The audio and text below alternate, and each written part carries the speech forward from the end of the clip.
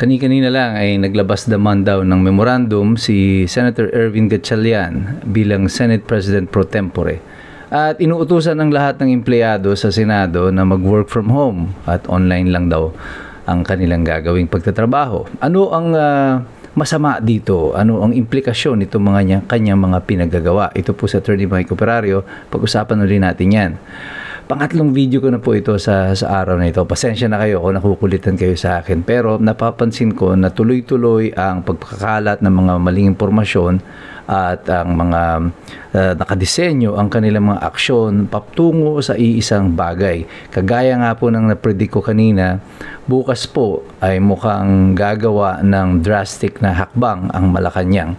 At yung kanila po mga pagkilos na ito, kanina nag-anunsyo si Claire Castro na kinikilala nila si Senator Gatchalian bilang Senate President. At ngayon, nag-utos itong si Gatchalian na walang pasok sa Senado. Well, ang unang mali dito, meron pang Senate President. Senator Gatchalian, hindi pa ikaw ang Senate President.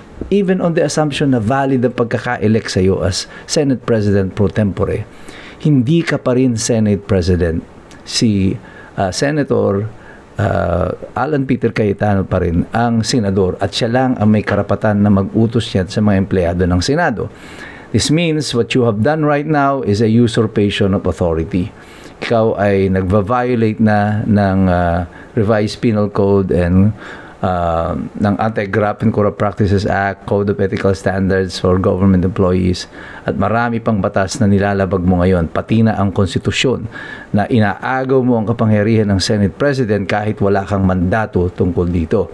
Pero ang mas palalim po nito ay ang kaugnayan nito sa nauna ko lang inirelease na video couple of hours ago. Sinasabi ko sa inyo, mukhang gagamit ng puwersa ang Malacanang upang i-consolidate ang posisyon ni Erwin Gatchalian bilang Senate President.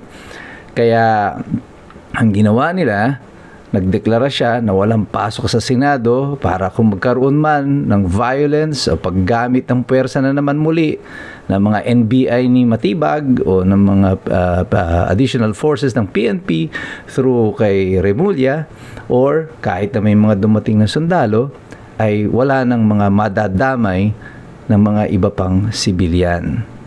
Kung gayon, sino ang gusto nilang idamay? Kung matatandaan ninyo, nung inassault nila ng NBI, nagkaroon ng putukan with the Senate Sergeant at Arms, ang mga staff ng mga minority senators at yung mga minority senators mismo ay nauna nang nagkawala as if may advance information sila ng kung ano ang mangyayari. And again, the same pattern emerges. Kaya sabi ko sa inyo, itong mga kilos ng Malacanang, hindi po ito isolated.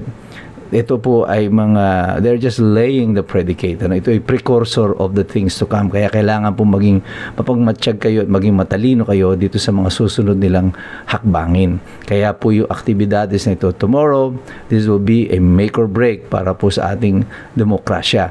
Kasi sigurado po na pipigilan nila ang mga magiging testigo ng Blue Ribbon Committee na magsisiwalat ng katotohanan tungkol dito sa malawakang nakawan ng pondo ng bayan sa pamamagitan ng flood control. At ang nakakatawa bang masasabi natin ito? Hindi ito nakakatawa eh. Nakakapikon at nakakainis dito. Itong mga senador, kagaya ni Erwin Tulfo, ay kasama doon sa mga sangkot, sa mga binanggit ng 18 Marines na tumanggap ng mali-malitang pera. Ito ba ang dahilan, Mr. Tulfo, kung bakit ayaw ninyo at pipigilan ninyo sa anumang pamamaraan ang pagtestigo ng 18 mga marino dyan sa Senado? Pero ang taong bayan, kahit na ganyan ang inyong paggagawin sa kasalukuyan, hindi nyo na kami maloloko. Siguro yung mga ilan na bayaran ninyo, yung mga trolls, yung mga mahihirap na ginagawa ninyong nilulunod ninyo sa ayuda at mga bayad para pumunta dyan sa Senado, yun siguro maloloko nyo. Pero yung mga ordinaryong tao, yung mga iskumbro, yung lumalaban ng patas, hindi nyo na maloloko yung mga yan. At sana po wag nyong hintayin na mapikon ng tuluyan ng taong bayan sa inyo. Pero sa tingin ko naman, kayong lahat ng mga senador yan, na nagkiklaim na nasa inyo na ang majority na pumapanig sa administrasyon, you are beyond salvation. Mukhang wala nang anumang paliwanag ang sasapat para kayo ay pumanig sa interes ng konstitusyon at ng taong bayan, sapagkat baon na kayo dyan sa administrasyon.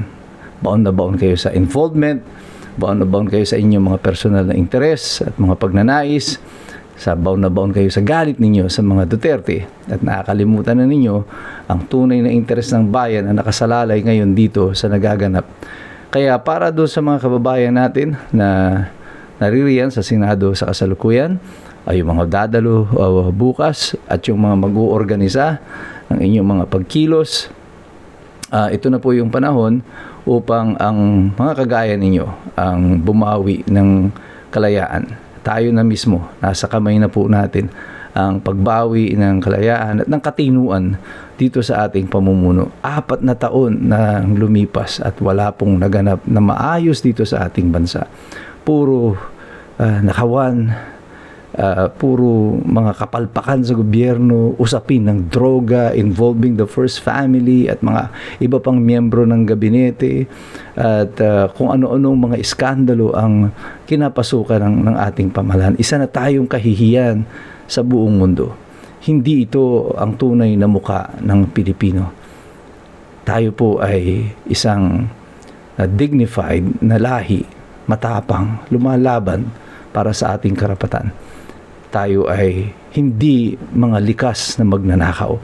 Ang muka ng pamahalaan ngayon ay hindi kumakatawan ng kung ano tayo bilang mga mamamayan.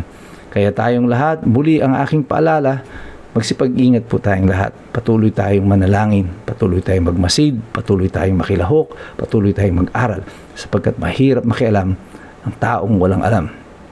God bless you, God bless us all. Mabuhay ang Republika ng Pilipinas.